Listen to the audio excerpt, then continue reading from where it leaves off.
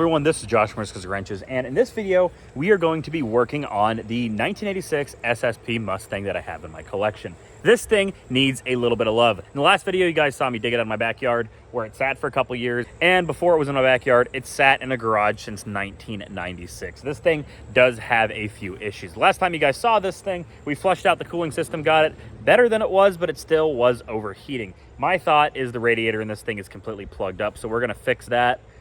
Well, fix is a strong word. It's going to get addressed. We'll just put it like that. And hopefully I'm going to make this thing stop missing. This thing does have fuel injection on it. It's not a carburetor, so I can't just pull the carburetor off and, spray starter fluid through it real easy and just not, that'll be the end of that. This thing, like I said, has fuel injection, and I'm pretty sure one of the injectors is junk. It's either got gum in it or the seals are blown out or something where it's just not running right. I've cleaned up a few sensors here and there, but I just still cannot get this thing to run perfect with that fuel injection system. But I have a quick fix for that. I do have a quick fix for that. Near me, there is an airport that sells pure alcohol fuel for airplanes, no ethanol. And if you mix about a gallon of that in with like 6-ish, 7-ish gallons of normal gasoline, run it through your car, be very, very careful. It can, and it has worked for me in the past, clean up injectors and get them to stop sticking open or shut. So I'm going to try that. But my main concern is getting this thing where it's not going to overheat anymore. And that's where these parts right here come into play. Off camera, I have ripped apart the radiator and the mechanical fan that were on this thing. I have an electric fan and a used radiator right here from our 1987 Mercedes 300D. The outputs on this thing are a little bit different, but I've got some adapter pipe and everything like that I'm going to put together just to put this thing in the car to see if this fixes the overheating issue. If this doesn't fix it, I'm going to put a water pump in it. I want to get this thing fixed up and where I know it's not a tuning issue or it's not a cracked head issue or it's not a cracked block issue. I just want to get this thing where it stops overheating before I really throw some good high dollar parts at it. I don't want to be the guy that just replaces parts and end up like $500 into a car that's still overheating and it be one simple thing. So I'm going to throw this radiator in here, put an electric fan on it, and hopefully it's going to stop overheating after that. I'll keep my fingers crossed. So without me yapping anymore, let's get into it. Alrighty.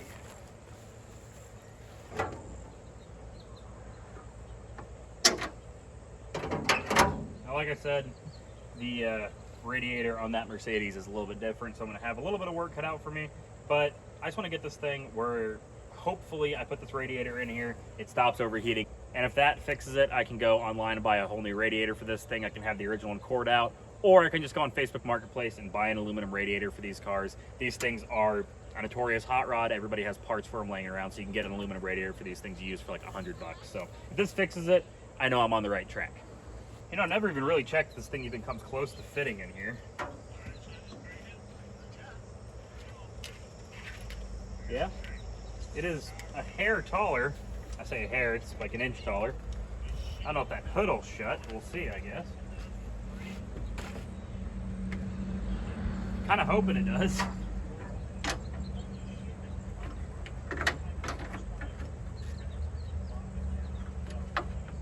I doubt this hood shuts, actually, now that I look at it. But let's just humor me.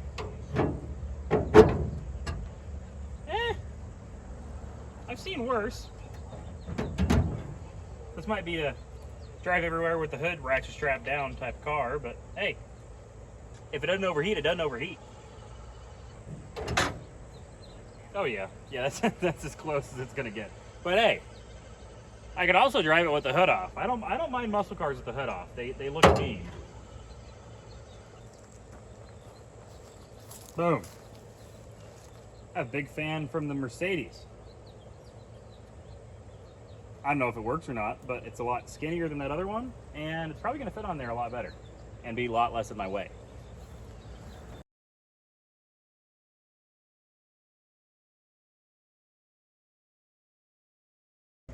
All right, I robbed some wiring off of the Firebird. You guys know that thing was a rat's nest. Robbed some wiring to run to a switch underneath the dash, fuse, an inline fuse thing, set some wiring. I'm gonna wire this all in real quick, make some connections so that if I ever need to pull out the radiator, I don't have to, clip wires and everything like that. Then, once I get the fan ready to go up there, I'm gonna hook it up, make sure I can actually power it off of like 20-ish amps. It should be good enough. My inline fuse is 20-ish amps. I got like a 30 amp fuse, so it should be fine. I'm gonna wire that up. You guys are gonna get a little montage yet again.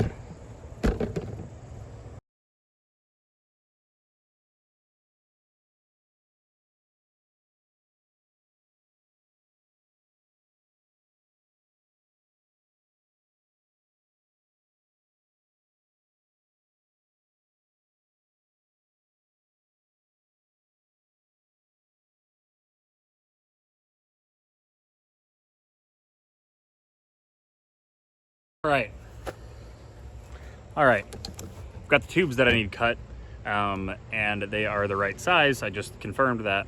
And now with that done, I'm going to flush out this radiator. I'm gonna go take it over to the hose and flush it out, because this thing was full of really, really gross looking coolant. So I'm not gonna put this back into the motor that I just flushed. So we're gonna go flush out this radiator, and we will flush the motor a couple times after I put this new radiator on it, but I do wanna get the junk that's in here out of it. So let's go do that.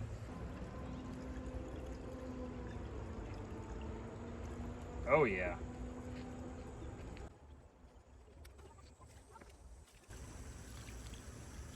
There we go. That's better. It's not perfect, but it's way better than the goop that came out of it when we first started.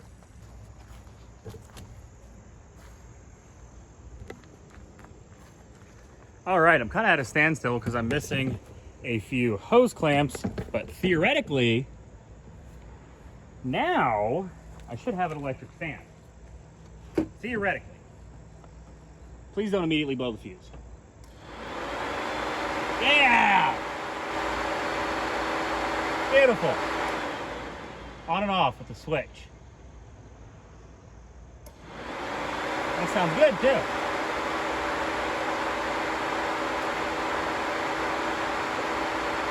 too. It's even fused.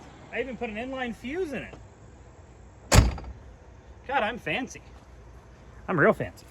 All right, I'm gonna clean up some of the stuff off camera, like my wiring. I'm gonna zip tie it up where it's secure and not, you know, going everywhere and risking shorting out or hitting something where it's gonna hurt itself. Might trim off this excess of this ratchet strap holding the radiator on.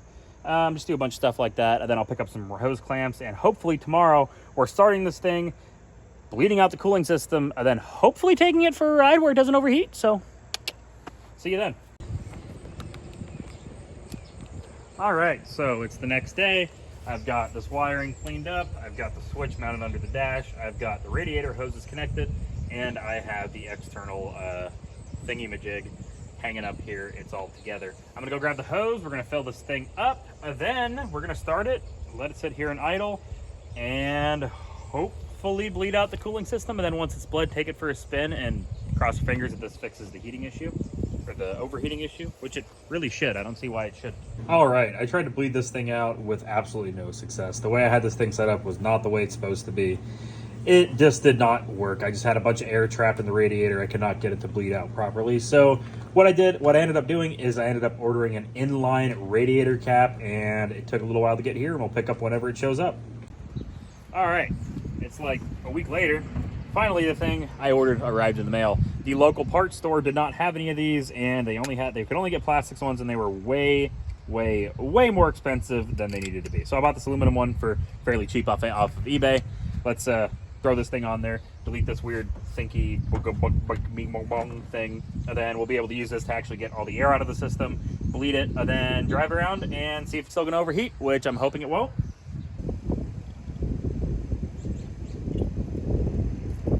All right, I'm gonna go get more water in here, then we're gonna start it up and bleed the cooling system the rest of the way.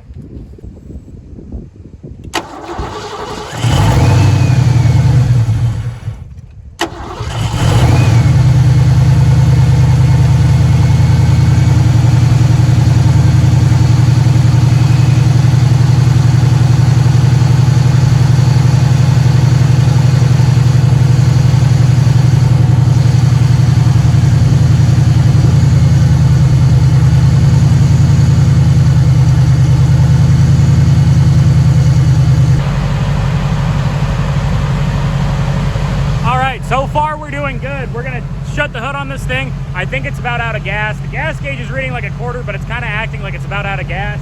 So what we're gonna do is just gonna take this thing around the block, not on any like freeways or anything really fast, because I'm not gonna strap the hood down. I just wanna kind of take it around the block to see if it's actually going to survive driving a little bit, because before, if you remember, I don't know if I said it or not in the video, it would sit here and idle without overheating, but the second you put any load on the engine is when it gummed up and overheated. So I'm gonna put you guys in the passenger seat. We're gonna take it around the block a couple times to see what happens.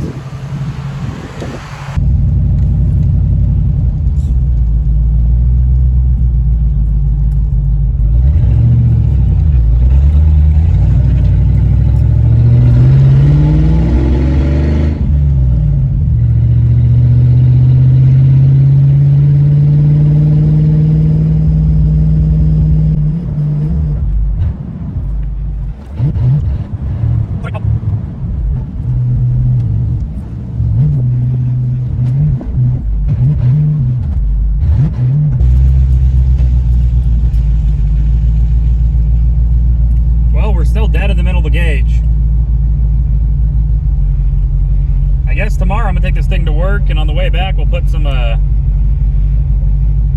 gasoline in it. Put some of that alcohol crap in there and some normal gas, a couple gallons of normal gas, a couple gallons of alcohol, and I'm gonna pull the hood off of it too, just because. But yeah, this thing's not overheating. I'll let it sit here and idle for a little bit more just to make sure, but so far we're not overheating. Yeah, it's definitely warm in here, but it doesn't smell as bad as it used to. All right, let me go get a tool and I'm gonna pop this hood off. Woo! All right. Now,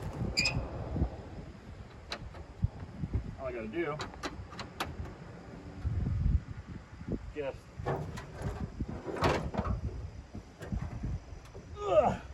shaboing, and set this somewhere where it doesn't get damaged. See, when I envision a muscle car, I envision this. I envision no hood. I envision aggressive tires on the side of it. This right here is what I envision when I envision muscle car. All right, now I'm gonna do a few things off camera. Like I said, clean up some wires, do all that fun stuff. And then we'll, after work tomorrow, we'll pick it up, go get some alcohol and normal fuel in this thing, and hopefully drive it for a bit and clean out those injectors. Drink, my child. Drink. This stuff can treat 100 gallons.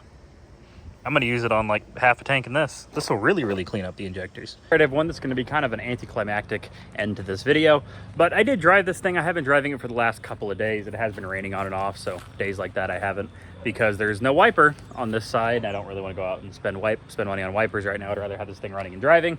And I did fill this thing up with injector cleaner, filled it up with some alcohol, fuel, things like that. And sadly, it's not a fuel injector issue. I'm sure they're not perfectly clean. Like I said, this thing's been sitting a long time. But when this thing is cold out, when it's like 45 degrees in the morning, because it's starting to get colder because it's getting later in the year, this thing runs pretty darn good. It actually runs really good. It does have, like I said, probably an injector or two that's still not perfect, but it runs way better than when it does when it's hot. And that leads me to believe this thing has some sensor issues. And on top of that, when you leave this thing running, it'll run fine. Then they'll be clicking up in here underneath this pendulum where there's a bunch of wires for sensors and fuel injectors and things. And you'll hear it click, and it'll start to run really crappy. Then it'll clean up when it stops clicking. I'm pretty sure a rat got under there, chewed a few wires. I'm sure they're grounding out and arcing. So this thing is gonna need a little bit more work than just injector cleanup to get this thing running and driving respectively. And right now it's starting to get, like I said, closer to winter. I have a bunch of other projects I need to finish up before that happens. So right now, this thing is running and driving good. The fuel pump's not gonna rot because I've been leaving this thing sit for years and years in my backyard. It's alive, it's got good tires on it. It runs good enough to drive around here and, you know, around the block, around the town. It works just fine for that. Just nothing really that far out of town. So I'm gonna cut my losses while I'm ahead before I mess something up. Next time you guys see this thing, I'm gonna be probably ripping that intake off of it. I might just, if I can find a cheap enough intake on here, I might just go to the junkyard, get a cheap 4-barrel carburetor, throw it on here with a 4-barrel intake, and just get it running and driving good enough where I can drive it until I can rebuild all these wire connections and injectors and intake and all that stuff. And just, you know, maybe put a trick flow intake on it. I don't know, we'll see. But for now, that's where the journey with this thing is gonna end, at least for this video. But without me yammering along anymore, this was Josh from Risks Wrenches. I hope you guys are having a good day, night, week, whatever it is. I hope you guys are having a great one, and I hope to see you guys in the next one. If you guys like automotive stuff, I have plenty automotive projects to go around. Make sure to check out the channel. Make sure to like the video if you liked it, dislike it if you didn't. Subscribe if you want to see more of this stuff, and click that notification bell if you want to be notified whenever I post a new video. Hope to see you guys around. Peace out and goodbye.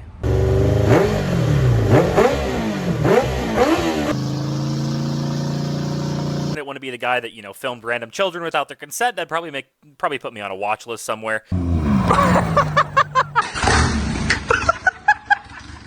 Mr. nicknames his private member Lazarus because he has risen from